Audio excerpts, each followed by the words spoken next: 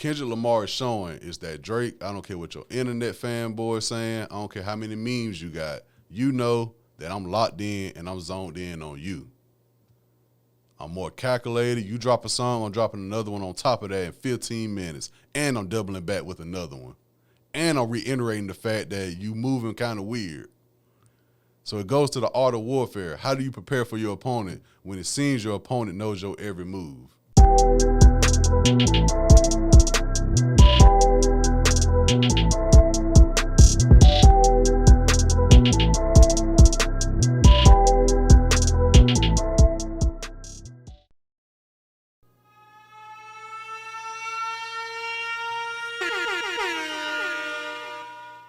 Top of the top, episode 248, Stash House Podcast. Your boy Tyler checking in. First time listeners, thank y'all for tuning in. If you tune in weekly, salute. And it's just an episode, so some topics you may want to hear about. Thank you as well. Podcast available on all podcast streaming platforms, Apple Podcasts, Spotify, YouTube. Subscribe to the YouTube page. Like this video on YouTube. Subscribe to your preferred audio platform as well. Tell a friend to tell another friend. Check out this podcast. Hope everyone had a great week, great weekend. Do the same this upcoming week. Now, obviously, it's a lot to talk about with this Drake-Kendrick Lamar matchup going on in hip-hop. But first, 2-3 minutes real quick. I want to ISO to the NBA playoffs just to give y'all a quick update. My Lakers did take the loss to Denver in 5. Shortly after that, it was announced head coach Darvin Ham was fired. And not only Darvin Ham, but the whole coaching staff as well. So obviously a lot of things got to get situated in the offseason with the Lakers, the future of Rob Pelinka, and there's rumors that the Buss family is looking to sell the team as well. So we'll keep an eye out on that. 2 names I saw as possible, coaches to look at in terms of the Lakers position. Now, head coach of the Clippers, Tyronn Lue, his name was brought up. He was played for the Lakers for a minute back in his playing days, and he coached the Cleveland Cavaliers to that legendary championship in 2016 when they defeated Golden State, led by Kyrie and LeBron. And now, like I said, he's at the Clippers position. They go into a new arena, so we'll see how that play out. And NBA analyst, former player J.J. Redick, who's also hosting a podcast with LeBron James. And J.J. Redick's name has been brought up with the Charlotte coaching position as well. So, obviously, I'll be paying attention to the Lakers situation throughout the year. And if anything comes up, I'll be sure to let y'all know. But predictions real quick for round 2 of the playoffs in the West. I'm going with Denver in 6 over Minnesota. I'm going with OKC over Dallas in 6 in the East. I'm going with the Knicks over the Pacers in 7. That should be a very, very entertaining series. And right now they're about to tip off soon. Game 7, Magic versus Cavs. I'm going with the Magic to win and going to face Boston in the next series. I got Boston winning over the Magic in 5. And if the Cavaliers win, I still got Boston winning that series in 5 as well. Now, let's get to the nitty-gritty of this episode. Drake, Kendrick Lamar, the battle ongoing. Who knows, by the time I record this episode, edit it, and eventually promote it, who knows, maybe 1, 2, 3, and definitely by the time y'all hear this episode on YouTube or streaming or whatever, who knows where this battle has gone. This battle has showed any given moment a song can come out, and yeah, it's just been an all-out warfare, it really seems, and it just seemed like even the industry is just sitting back and watching it play out right now. And the best I can do, because this is a situation where, what can I say that hasn't already been said? The best I can do is just give y'all my opinion, my perspective, and my narratives of what's going on right now with these records that's been dropping and all that. So that's the best thing I can do. And I want to start with Drake. I'm happy I get to witness this. I'm happy I get to document it. We never got to see LeBron and Kobe in the finals. You know what I'm saying? So I'm glad we get to see this. 2 of the guys who've been the top guys for some years now, sending shots at each other throughout those years as well. And I'm glad we finally got the battle. But I want to start with Drake. Because the last time I even spoke on this matchup on the podcast, at least, was when Drake dropped Push-Ups. Hours later, Rick Ross responded with his song. I talked about it on the podcast. Check the archives out for that. So I haven't spoke about the Taylor Made song, and of course I got to get to the songs that came out within the past week. So like I said, we starting with Drake, and I'm starting with the Taylor Made song. He dropped the Taylor Made song the same night. I went to the Benny the Butcher, Bodie James show in the A.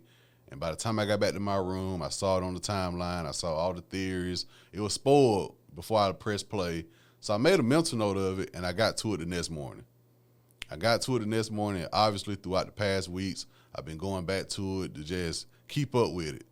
Like, this shit been playing out like not even an episode, like a whole damn season of a television show.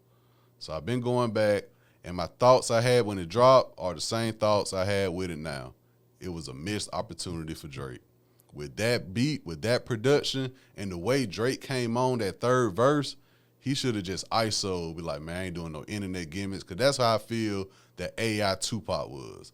I feel like it was just a way to lean into the internet fanboys. Oh, it's the greatest thing, it's innovative, he's changing the way we do hip-hop beef. It's fam, ISO, you got a killer over there. And then the whole jinx of the song is Kendrick drop.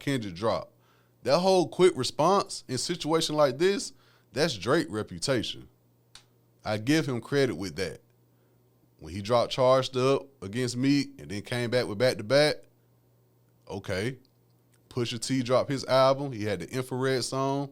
Drake dropped that Duppy freestyle either the night of or that next morning. And oddly enough, when that happened, we was in the A for the TDE concert. And obviously, Kendrick Lamar was headlining that show. Just funny how the world worked. So Drake has shown, even with the push-ups and Taylor Made, push-ups came out 1 week. I want to say Taylor Made came out that next week. Yes, but at the same time, man, if you go drop that second record, you better go for the kill. You got to cut the head off the snake early. Because that AI Tupac, that didn't move me. And I work in media outside of this podcast. I'm keeping up with the best way I can the AI thing that's going on. And in music, it's like, come on, man. It wasn't the time for that. It wasn't the time for that one, dog. I understand the correlation of Tupac and Kendrick. You had Snoop as well. But I ain't here for all that. With that production, that could have been 1 a.m. in Compton or something like that. That was your time to cut the head off the snake. But all you did was just kept saying, Kendrick drop, we waiting on you. Be patient. You should have let push-ups breathe a little bit. You did what you need to do on push-ups. I said it. Not only did you respond to Kendrick, but you responded to everybody else. And obviously Ross responded, but drop that and just sit back and let it play out. Don't feed into your ego saying, oh, they know if I drop one, I got to drop another one. Not unless that other one not no killer. If that other one not no killer, don't drop it. Because now you're showing your hand. You played your Joker card early. Doing the AI Tupac, he was looking for everybody to be like, whoa, nah, dog. You should have just ISO'd and went about 3 minutes. That could have been your timestamp record. So I felt like that was a mistake. It was the Joker card played a little bit too early. But at the same time, you playing it to the internet. Now we definitely know Kendrick got to respond. After push-ups, it could have been questions because you shooting at a lot of people. But after Taylor Made, it was like, okay, Kendrick definitely got to respond now because Drake dropped 2 songs. No matter how we feel about Taylor Made, we still was like, okay, the ball back in Kendrick court. And we waited. People are trying to hold Kendrick to the same standard as Drake. That's a Drake thing, respond quickly, and I got a double pat waiting on you. But then when Kendrick came back, last week, I done released the episode. I'm promoting the episode. Hey, y'all, NBA playoffs, NFL draft, party next door. Cool. I made nothing of it. Shit, one refresh of that timeline on Twitter, Kendrick Lamar, Euphoria, YouTube link. Oh, he responds. I click on the link, Euphoria. I saw it was like a little bit over 6 minutes. And I ain't gonna lie to y'all. I was like, 6 minutes, over 6 minutes. I know how eclectic Kendrick can get. I was like, 6 minutes, that could leave a lot of room for wasted bars. You know what I'm saying? But shit, you're not as calculated as you thought you was. He was saying some things. He was showing pure hatred and making you laugh at the same time. Is it the braids? And at the end, we don't want to hear you say, that was a good response. Euphoria was a good response. And I hate it for people who team Kendrick or team Drake. Man, y'all better play neutral. Just play neutral and enjoy the moment. Because my thing was when Euphoria dropped, I'm coming in here saying when Euphoria dropped, I'm seeing a lot of Kendrick ain't say nothing. There's no pressure on Drake. I'm like, damn. Rest in peace to the great Shawty Lo, but goddamn, it must be two sides. It must be two separate songs we hearing. Kendrick was rapping. Kendrick was saying shit on Euphoria. If you that much of a fan, the way you saying you downplaying it, it's like, I get it. You biased. Ride for your dude. I understand it. You biased. You waving over your flag. Wave your OVO flag, but just know you might go back in your room and be like, damn, I gotta have this persona. I gotta root for Drake, but damn, Kendrick saying some shit. You know what I'm saying? You can say you don't like the beat, but you can't deny Kendrick was saying shit on Euphoria. Some shit maybe as a fan, a diehard Drake fan, you don't want to, be like, damn, nah. But obviously Euphoria was just, I'm here to show you you're not as calculated. Euphoria just scratching the surface. So in terms of Euphoria, ball back in Drake court. You know what I'm saying? All right, Drake, you got to respond to this Euphoria. We know you got one. You showed it on push-ups. You was teasing a new song, so we know you got shit in the cut ready to go. So at this point, we're waiting on Drake. While waiting on Drake, Friday morning, Instagram post, Kendrick Lamar, 616 in L.A., Kendrick just throwing these shits out. Twitter, YouTube, Instagram. Kendrick showing you, I'm ready. 616 in L.A., he beat Drake to the timestamp song.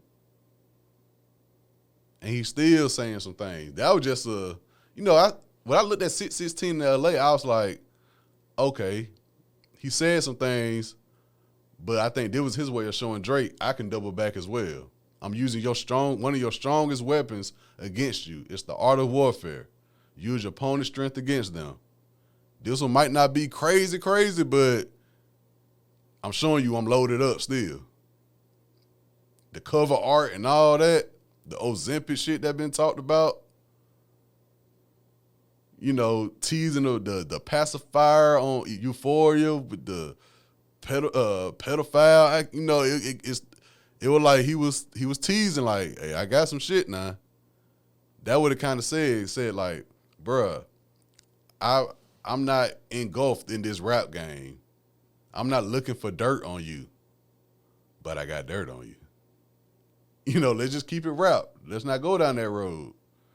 Hitting at a possible OVO mole. And it did get kind of weird to talk about like somebody in his camp telling him, because that's another Drake thing, like with the Pusha T. Let Pusha T tell it, 40 was the one talking too much.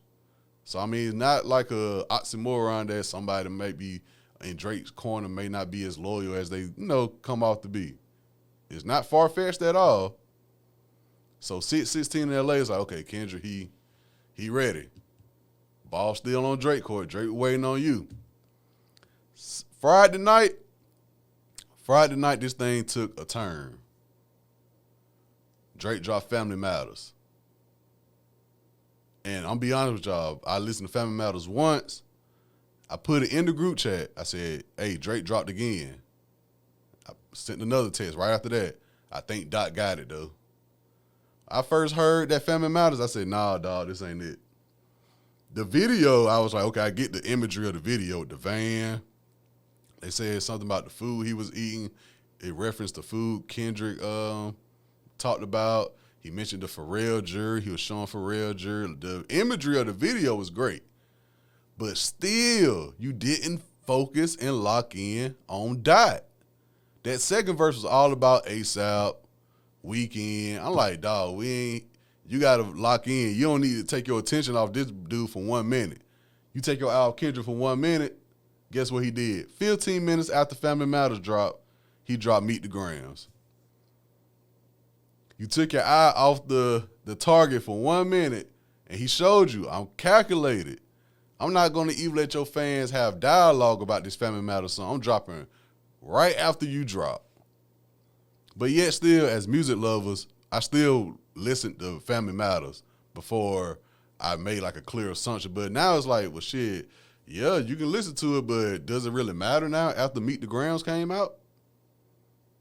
That's like some psychological shit right there. It's like, yeah, he dropped, yeah, man, no, Drake was spitting on Family Matters. He's like, yeah, he was saying some shit, but now it's like the way Kendrick responded on Meet the Grams, does that even, But Drake did open Pandora's box even more, because like I said, Kendrick was talking about, the pedo shit. Then Drake come back on this song on some DV family issues and questioning, fatherhood and all that. Drake, he opened Pandora's box. And from Kendrick's response on Meet the Grams, he obviously knew Drake was about to open Pandora's box. So where we at with it? That was my thought Friday night. When I woke up Saturday, getting my morning started, I was going to come on here and just speak totally different on this situation coming off of Friday night. Friday night, it started to look a lot of Love and hip-hop-ish. You know what I'm saying? It got kind of weird. I'm like, okay, we talking about domestic violence. We talking about, yet again, another child, which it got to the point where I was saying with Kanye West, when it gets to the point where I'm listening to the song and I'm feeling like I'm hearing information I shouldn't be privy to, it turns a certain way. It looks a certain way. For a minute, it looks like the internet was about to intensify that, because a lot of people were saying this might be the time where both camps need to huddle up and be like, hey, but let's be real, we're not about to see a video of Kendrick and Drake on the sidewalk somewhere arguing or something. Kendrick be off the map, Drake be off the map. It's the entourages, though, that, ultimately, anytime when they talk about artists having issues, sometimes is, the artist probably ain't gonna do nothing unless they cut from a certain cloth, but it's the entourage that you gotta be worried about. It's the entourage that you gotta worry about popping off on social media and posting like, yeah, we in Cali, and that's what you gotta worry about. But it did get kind of personal Friday night. The Meet the Grams, and this is what I was thinking Saturday morning. That's why I was saying it got too Love and hip-hop-ish. When it came down to people saying, all right, at this point, whoever provide facts of what they saying, that's who wins. And let's be real. If either one of those claims are real, it's over with for this battle. If what Drake's saying about Kendrick in terms of family, in terms of domestic, when it comes to who the father, I don't care about none of that. Y'all got to realize, that's why I understand when people was highlighting that. This might be Kendrick homeboy's kids. Drake might be hiding another child. Do y'all not hear they accusing each other of domestic violence and being a pedophile? That overrides who's the father, in my opinion. Not even on no rap shit, just overall as a person. It's like, bruh, if you hitting your wife, or bruh, if you a pedophile, that's more serious to me than who's the father of this kid. That's just me, though, my perspective. So after Friday, I did get kind of worried. I was like, all right, what we doing? Are we rapping now, or are we just digging up dirt? Which, I get it. I'm not green to that. It's a matchup. They sparring. Digging up dirt, getting information. You got to use that against your opponent. I get it, but when does it become Love and hip-hop at this point? So after that, after Meet the Grams and after Family Matters, and I think they said Drake dropped a parody song where he was making fun of Kendrick's Buried Alive interlude from Take Care. I don't want to let everybody know that interlude has always been funny to me. If you was in a pine box, I would surely break the lock. That always been funny to me. So, I don't know why he did it, but supposedly he dropped a parody of that. So, Saturday comes around, cool. My boy AJ hit me up, hey, bro, I'm grilling, whoop the whoop, pull up. I make a store run and come back. They said, man, Kendrick dropped again. What? Hold on, what? So I didn't listen to it till later that night. You know what I'm saying? We were listening to some blues. We were vibing. I'll get to Kendrick when I get back to the crib. Got back to the crib. Kendrick dropped yet another record. This one called Not Like Us, produced by DJ Mustard. What Kendrick Lamar is showing is that Drake, I don't care what your internet fanboy is saying, I don't care how many memes you got, you know that I'm locked in and I'm zoned in on you. I'm more calculated. You drop a song, I'm dropping another one on top of that in 15 minutes. And I'm doubling back with another one. And I'm reiterating the fact that you moving kind of weird. So it goes to the art of warfare. How do you prepare for your opponent when it seems your opponent knows your every move? Clock's ticking. Drake got to stop the bleeding some kind of way. because it's looking scary. And like I said, clock ticking right now. Certified lover boy, certified pedophile. Like, God, dog, man. And then the Atlanta bar at the end. You go to the A, get all the drip, get all the sauce, and run with it. God, just the way he broke that down with the different Atlanta artists, and he even touched the surface with that. He can go to dance music.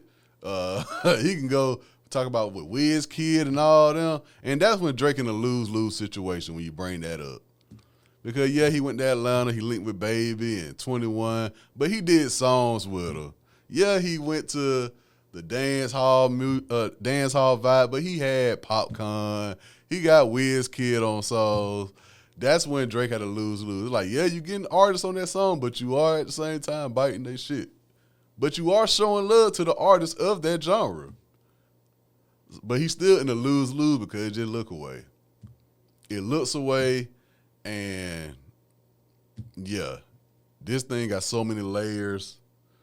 It started to look love and hip-hop-ish 1 minute. It started to look black and white at 1 minute. Man, Kendrick just, he said it. And this is one thing I've been saying since the past week or so.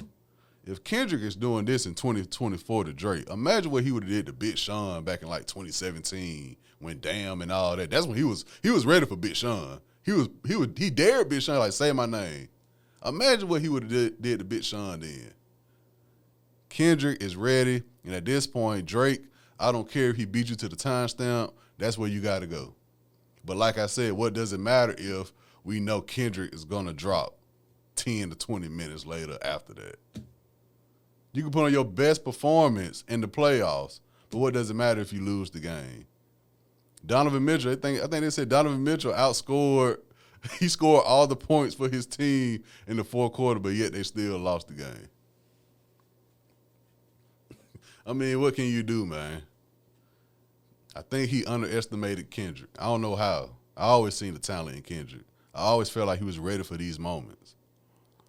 He just wasn't going to jump off the ledge, and I guess he just said, after first-person shooter, it is what it is. Ever since that Like That verse, hip-hop been tuned into this matchup, y'all. And like I said, clock's ticking right now. Drake, he got to figure something out. But like I said, in terms of accusations with personal family, pedophile stuff, domestic violence, any of that is true, this battle over with. Now, I ain't even talking about just from a music standpoint. I'm talking about, like, the person, the career. Those some heavy accusations. I don't care nothing about who the father and who got kids. That ain't none of my business. Drake, I'm trying to you better pull out them Billboard charts or something and rap about that. That's the best way you can go right now because die on you, man. Family Matters, if it was to breathe, we can have a talk, but he didn't even let it breathe. Dot dropped 2 songs after that. That's why I said that Taylor Made was a mistake. You should have went all in. You got to cut the head off the snake early. You playing around with Tupac, AI, and all that. Nah, man, that was a wasted opportunity. That was probably the slip-up in the battle. And after Family Matters, that's definitely oh, damn, even my Joker card can't even do it. He pulled his 2 Joker cards out too early. Tupac, AI, and then like they said with Family Matters, they were like, yo, that was probably, he thought was the one. Did a video and everything for it. I think that shit about, 7 minutes long. Come on, man. It's the art of war. Got to be calculated. And Kendrick, who you don't be seeing, he ain't posting no memes. He posting the song with the cold art cover that Drake know what's going on and the fan bases know what's going on. I'm speaking you through music and cover art. I ain't doing no memes or none of that. That boy from Compton different. I hope Drake find a life vest at least. Show some type of fight. So we'll see where it goes. This has been episode 248, Stash House Podcast. Thank y'all for tuning in. Make sure you guys go out, have a great work week, great school week. Stay safe, stay hydrated. Enjoy the spring, summertime around the corner. Once again, man, y'all be safe. Keep me in your prayers. I do the same for y'all. Salute.